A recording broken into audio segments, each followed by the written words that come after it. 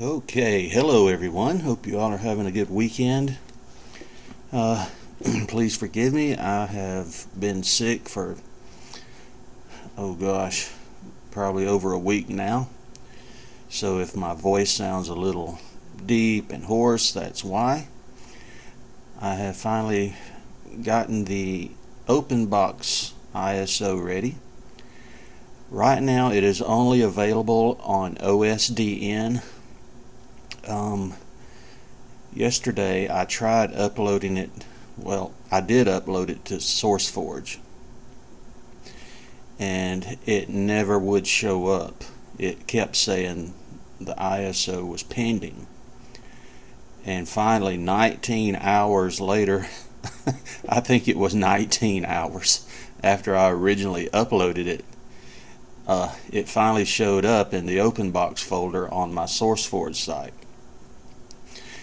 And unfortunately the checksums didn't match, so I took it down and I've uploaded it to my OSDN site, and I will give that link in the description.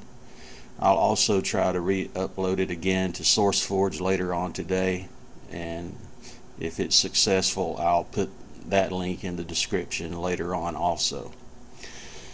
Okay, so the Openbox ISO is ready for download, and we're going to go over it real quick, and I will try to make this video as quick as I can. When you get here to the default, before I get into that, I do want to say there have been some changes to how the ISOs are produced, or not how they're produced, but there's been some changes in the build process that Terry has implemented, and I'm going to try my best to quit saying all the time, so please forgive me if I continue to do that. There's been some changes, and when you first boot the ISO, you're going to see a little bit of a different grub screen. If you recall, in the past the ISO would boot straight into RAM. Well, now the default, it doesn't boot straight into RAM any longer. It boots up probably what most people are used to seeing, and you can choose to boot into RAM if you want to. Alright, so just be aware of that. I mean, it's not a big deal. It's actually good in my opinion. Now this, I'm running live from a USB. I've installed Simple Screen Recorder. So let's go ahead and get into it and go over basically what you get. I'm going to go over the release notes, but before I do that, I want to point out just one thing. When you boot into the default desktop, you're going to get an ob menu generator without icons, and I had to do that for one simple reason. When I had the icon showing and I would boot into the live desktop, when I was doing tests, I always install a few packages when I'm testing in the live environment, and sometimes those packages, those application icons would show up and sometimes they wouldn't. Now that's not a big deal because you can just refresh the icon cache, but it kind of looked bad, so I thought, let me try to make it without the icon showing, and I did, and it works perfectly. If you want the icons even in the live environment, just come down here to Openbox, ob menu generator, and right here generate a dynamic menu with icons. Now if you click on that, you're going to get the icons. There we go, and all the icons show up. And in all of my testing, when I've done it this way, whenever I would install a package in the live environment, the icons would automatically show up. So I did that just for just so that it wouldn't reflect bad on NuTyX and it wouldn't reflect bad on me, because there were several times when I did have the icon showing out of the box and I installed something, the icon would show up and it wouldn't show up, and I had to keep coming down here and doing refresh icon cache. Okay, and I didn't want people to have to do that. So let's go ahead and look at the release notes real quick, because I don't want to torture people with my hoarse, scratchy voice.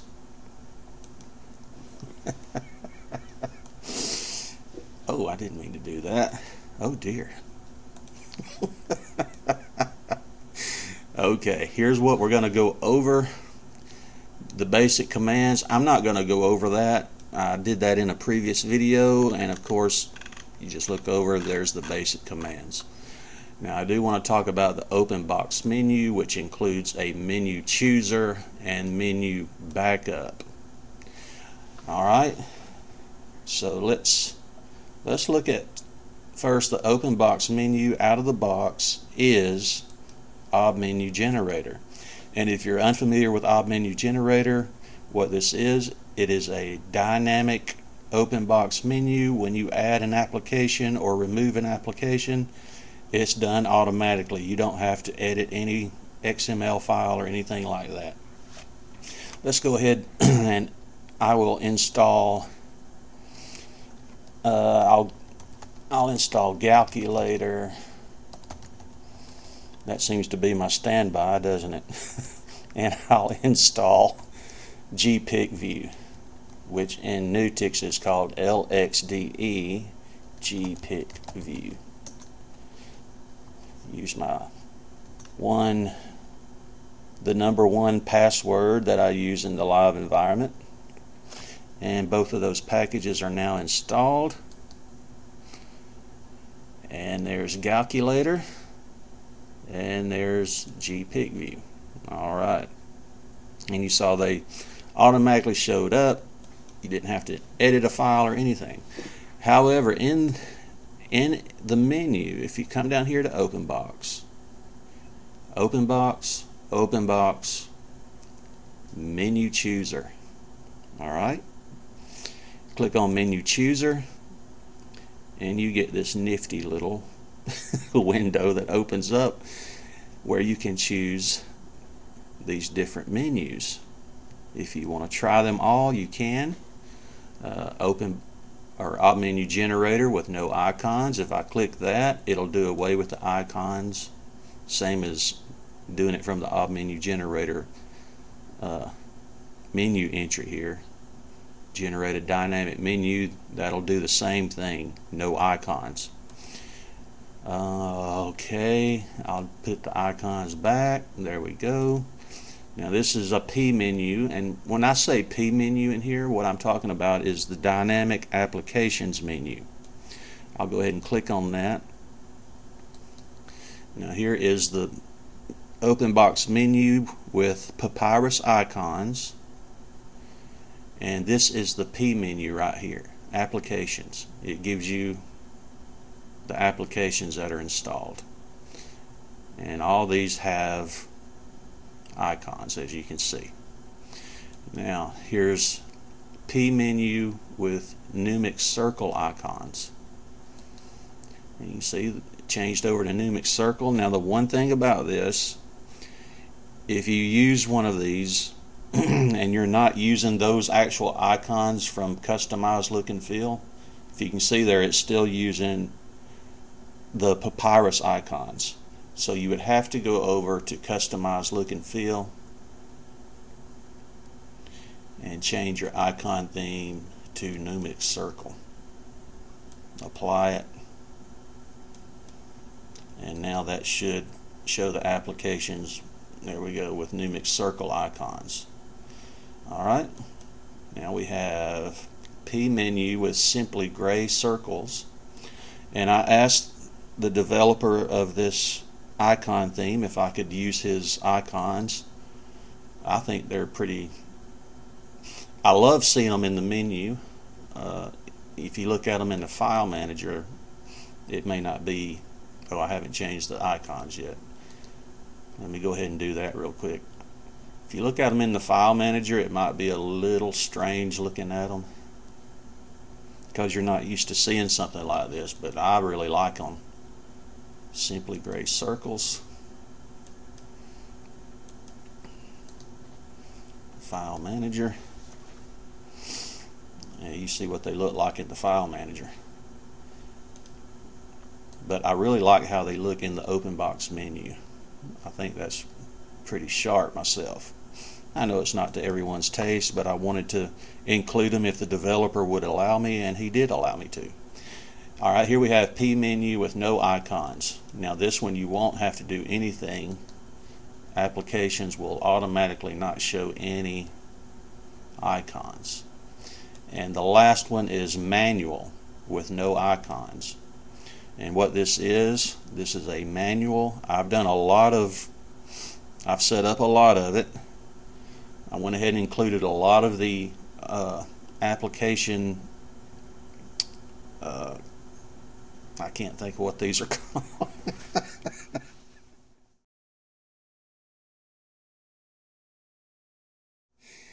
Anyway, these different areas of applications, and if you see a lot of them say new item, this is completely manual, and there are still people who like to create their own menus and put things where they want to put them.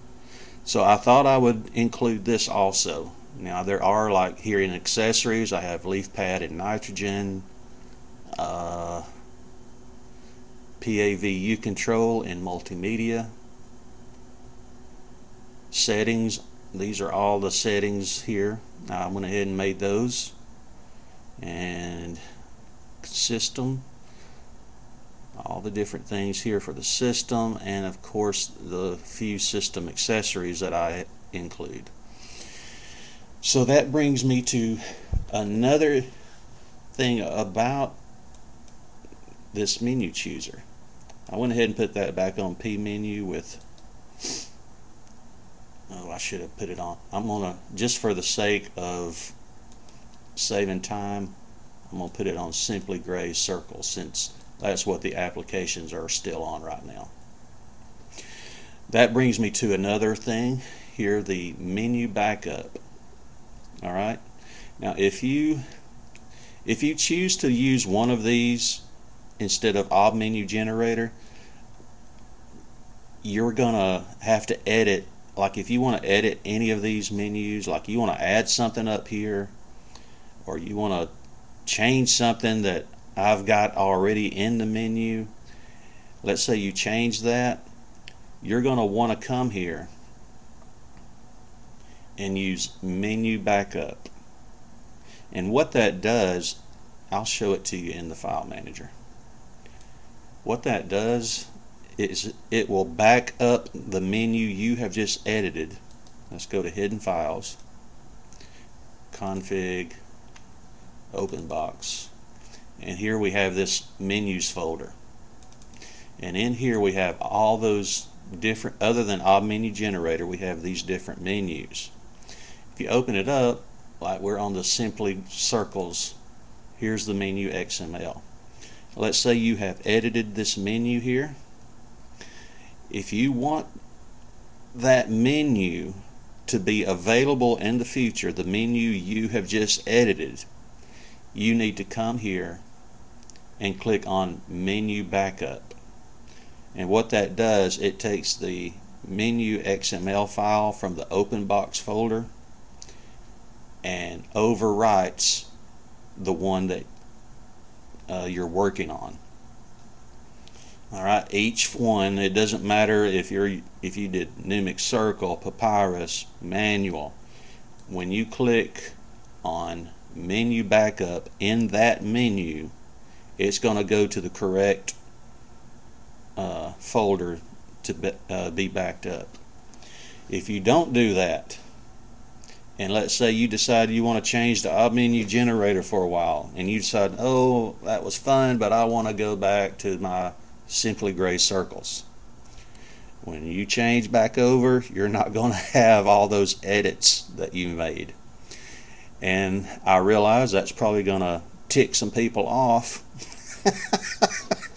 because you might accidentally forget to back up your menu.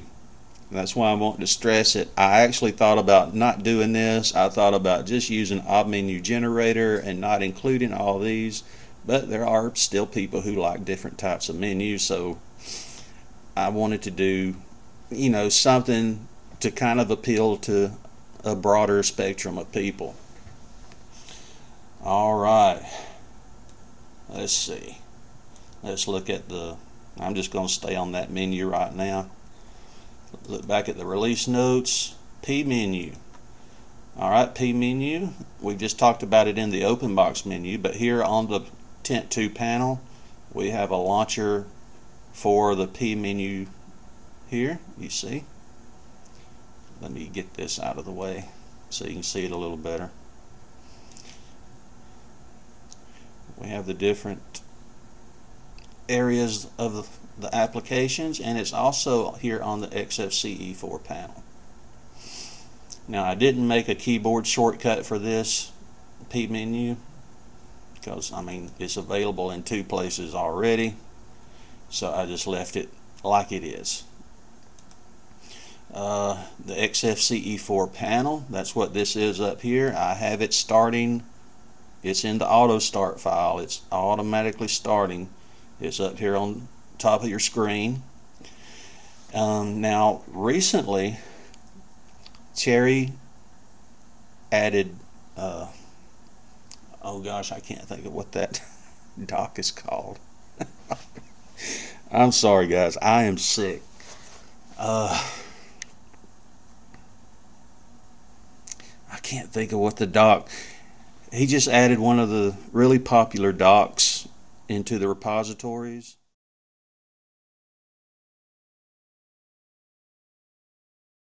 So if you want to use that instead of XFCE4 panel, because that's basically all I'm using this for, is like a dock. So you can do that. Changing mouse cursors. Alright, let's look at that. If you go to customize look and feel,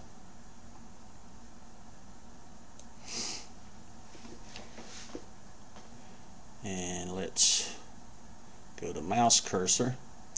Right now we're on oxygen wonton soup. Let's say you wanted to use oxy white. You saw it change there. But see, when I right click, it changes back to the wonton soup. So what you have to do is a simple log out and log back in, and it should adopt the one you're choosing. And if you still notice, usually like sometimes like in the root file manager, it might still revert back to that wonton soup. You'll need to go into the accessories, customize look and feel as root, and change it there also. Okay, I hope that makes sense. I'm going to go back to that one since that's what it's sticking on.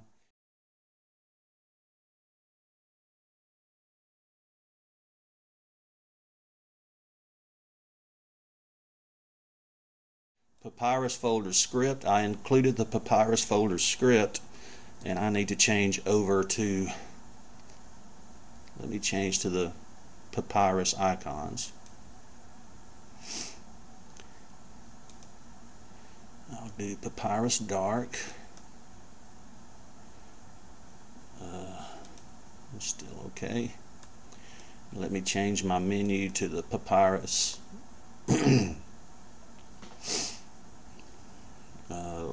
Let's see. What am I doing? Menu chooser. I'm just going to go to Odd Menu Generator. Just keep it simple. There we go. Alright, we have papyrus icons. Now I've included the papyrus folder script. And the way this works, when you open the file manager, there's my mouse changing on me again. When you go, you see it, This is the default papyrus folders that everyone is probably used to seeing, these blue ones. If you want to change that, let's open our terminal and do now I give these instructions in the notes, okay, so don't worry about trying to remember this or writing it down.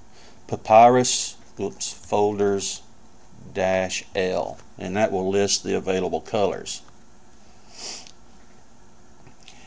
And since I'm kind of using orange as a theme here, I do have that horse, that flaming horse as an available wallpaper. Let's change over to that. That one there, that's the default NuTyX wallpaper. Alright, there's the flaming horse. Let's say, alright, I think, yeah, there's orange. So to change to the orange folders, you would do sudo, you have to do it as sudo, papyrus -folders -C for color, and then orange. Enter your password, and the next time, now if you have a file manager open right now with the blue folder showing or whatever, it's not going to change until you close that and open up a new instance of the file manager. Alright, that's finished, so let's check it out.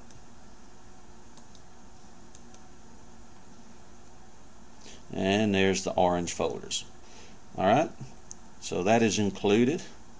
I'll go ahead and close that. Release notes, Conky, all that's about. I have a computer, and Adarsh, who has been helping me test the ISOs, he also has a computer that only has one CPU.